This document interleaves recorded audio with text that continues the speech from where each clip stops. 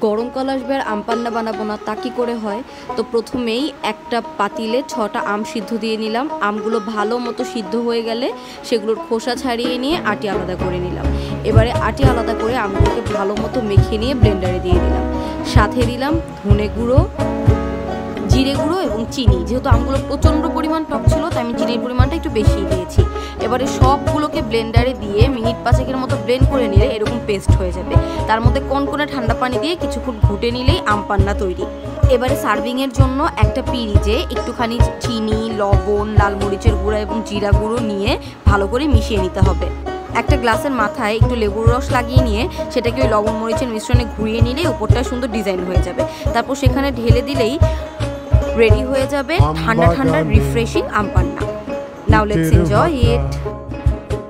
হচ্ছে আমার মিছেই হাঁটা